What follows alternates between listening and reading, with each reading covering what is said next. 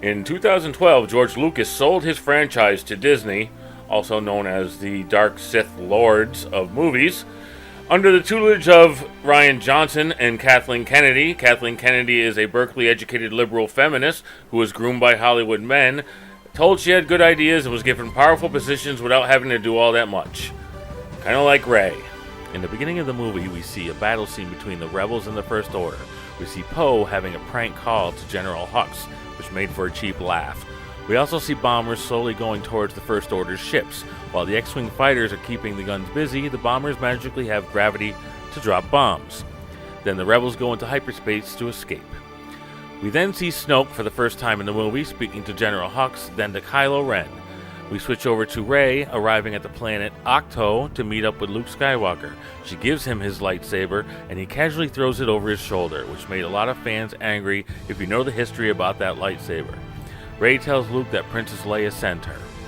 Back with the rebels, Leia demotes Poe for disobeying orders during the earlier battle. Right after that, we see TIE fighters sent out to attack the rebels.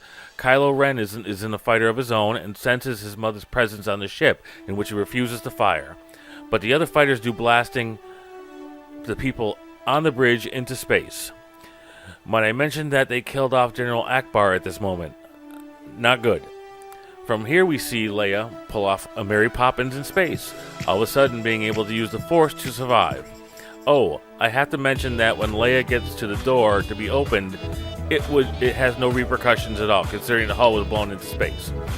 Leia then falls into a coma and is replaced by Vice Admiral Holdo, a purple-haired politician-type person who decides to not tell anybody about any plans. Meanwhile, Finn attempts to escape and meets a girl named Rose, who decides to taser him.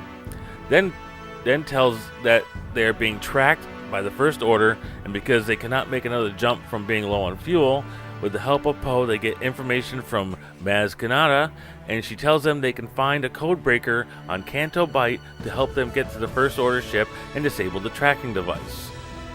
We now jump back to the island where we see Rey getting her first lesson on how to feel the Force. She soon sees herself being pulled toward a dark pit. Luke finally breaks her out of her trance and tells her that she saw the dark side of the Force and didn't even try to stop herself. At this point, Kylo Ren and Rey start Skype calling each other from a distance.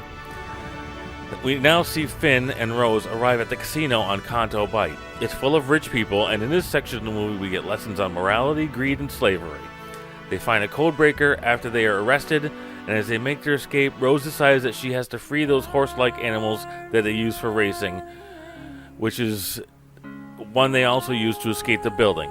We eventually see the code breaker betray them, which made the whole journey worthless. Then Rose must escape the First Order ship. Finn and Rose must escape the First Order ship, and eventually the robot BB-8 takes control of it and starts firing away, which gives them the opportunity to escape. However, Captain Phasma shows up, and then Finn and her must battle, and where she dies again. On the Rebel ship, Holdo starts plans to evacuate the Rebels to its stronghold on the planet Crate. This plan is only known by her, and she refuses to tell Poe what's going on. So, he assumes that she is doing something wrong and tends to stage a mutiny. And before it can be effected, Princess Leia wakes up from her coma and shoots him, incapacitating him. Back down on the island, Rey all of a sudden is more powerful than Luke, and because of her Skype calls with Kylo Ren, she finds out that Luke attempted to kill him because Luke saw the dark side in him. She then leaves, and after that, Yoda shows up as a Force ghost who now has powers of electricity and blows up the tree containing the sacred text, which are not in there because Rey took them. Side note, they used Yoda puppet again, which looks horrible.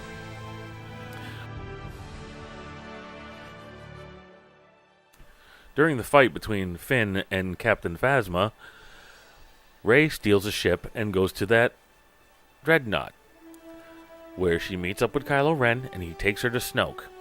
Snoke tries to get Kylo to kill her, but Kylo uses a lightsaber that was sitting next to Snoke and kills him. Funny how that being an all-powerful Sith, you couldn't see that coming. Here we have a great battle scene between Kylo Ren and Rey against the Praetorian Guard. They magically beat them all, and then Kylo tells her that her parents were just junk traders who sold her off. Side note, not canon. She refuses to join him and leaves and goes with the rebels, and while he takes over as supreme leader. As the rebels make their way to the planet, the ships start being fired upon by the First Order ships, killing many of them. Holdo then tells everyone to leave and sacrifices herself and uses light speed in order to kill the First Order ship, and killing all the ships around it as well. Side note, you cannot use light speed as a weapon. So what's left on the rebels are now down on the planet Crate, and there they attempt to make a last stand against the First Order. We get another great battle scene here, as well as the Millennium Falcon showing up and give them the big upper hand on the fighters. However, the First Order has a huge battering ram to break down the doors where the rebels are. Finn decides that he's going to take out the battering ram, but then Rose crashes her ship into him to keep him from killing himself. Here we get some cheeseball romance angle from the Rose and Finn story. Inside the stronghold, after the First Order shoots the battering ram, we see Leia appear hopeless. All of a sudden, she is visited by Luke. They say their goodbyes, and Luke goes out to face the First Order, in which Kylo orders all of them to fire on him. After the smoke clears, we see Luke standing there and brushes his shoulder off. Kylo then goes down to meet him for a duel, and after the fight, only comes to realize that Luke was just a hologram projecting himself from his island. The rebels realize that Luke is distracting them so they can escape. However, they think they are trapped. Enter the Crystal Wolves that know where the exit is at the back of the caves. It is blocked by many rocks, though they can't squeeze through. They can squeeze through, but people can't. On the other side of that pile of rocks, Rey shows up and has super awesome powers to move stone now, where they can escape and leave with the Millennium Falcon. They switch over to the island where they see Luke die. After the final scene, it is shown one of the slave boys from Canto Bight using force powers to move a broom. He then looks up the stars and sees the Millennium Falcon go into light speed.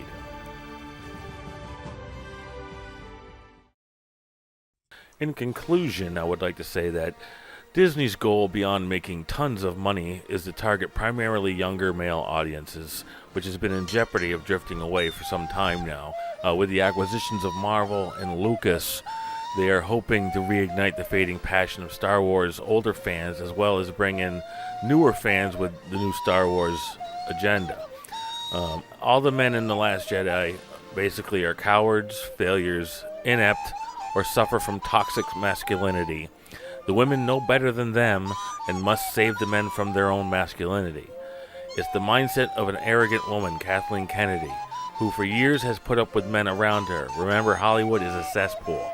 And besides herself to become a beacon of feminine light in the darkness, burning the tree of a force, setting fire to the patriarchy. The subtext of The Last Jedi is very deep and very postmodern. It's a reflection of Miss Kennedy. It's also why they had to destroy what Star Wars meant to us and why half the audience hates this film. The whole film is centered around a low-speed chase, first with the First Order chasing the Resistance fleet, which is low on fuel. We get carbon-copied moments from Empire Strikes Back and Return of the Jedi, word for word, moment for moment at times. Rian Johnson, the writer-director, has a hard time with portentous dialogue. It's rather distracting the way he almost fits entire chunks of dialogue from the previous films in it. However, the First Order doesn't have any fuel issues either, so why didn't they just jump into hyperspace and back out again to overtake the Resistance fleet?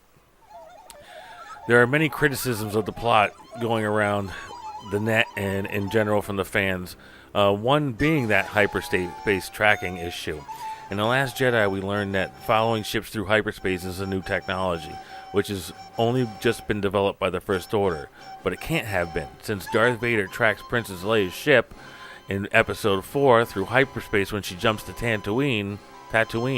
Rogue One ends with her making the jump, and A New Hope starts with Vader following her over the desert planet, meaning he must have tracked her through hyperspace. These films have an obsession with trying to get rid of the horrible taste left in our mouths from the prequels, which end up having the opposite effect. The Jedi were said to be too powerful in the prequels.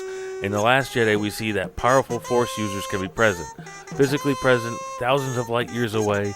Not only do their astral projections have immediate effect on the environment, but also the other way around. It's not just Luke and his fight with Kylo Ren on Crate. One of Kylo and Rey's Skype sessions ends with drops of water from Octo on Kylo's hands. The immense power remains after they die. Only now can they command the elements, as shown by lightning Yoda uses to burn down the Jedi tree. Why wasn't an easy way out for the Resistance all along? by using one of the support ships to destroy the First Order's capital ship earlier with the lightspeed thing. If they had pulled a kamikaze move with one of the smallest ships at the start of the chase, they would have been able to punch a hole in the First Order's craft without sacrificing any more people than they did. The fight with the Praetorian Guard in Snoke's throne room is probably the best lightsaber duel in the saga.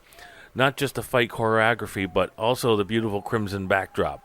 People once again question, though, how was Rey able to beat multiple Praetorian Guard? She's only had one training session with Luke, and these guys are the defenders of the head bad guys like the Emperor, and are supposed to be the baddest dudes in the galaxy. Another plot hole comes during the battle on Crate, after Finn and Rose crash their speeders right in front of the First Order's army. How did the pair make it back to the mines without being obliterated during the long-distance run over the open salt plains? Structurally, the movie is very similar to The Empire Strikes Back. Lines and lines of dialogue are lifted from the original trilogy, sometimes entire scenes. The unexpected stuff like Snoke's death comes as a reaction to scenes and moments from classic films. It's not that original. Now that I've mentioned Snoke, the fact that Rian Johnson kills him off so easily by not offering a hint as to why this dude was so powerful, that he was so more powerful than Palpatine, and why he hated Luke so much, we never find out, completely robbing the end of the Return of the Jedi of its power. Rian Johnson has taken what he has set up from The Force Awakens, which in itself is a copy of New Hope, and he has thrown out all canon. All the setups that J.J. Abrams left for him and he went and killed them.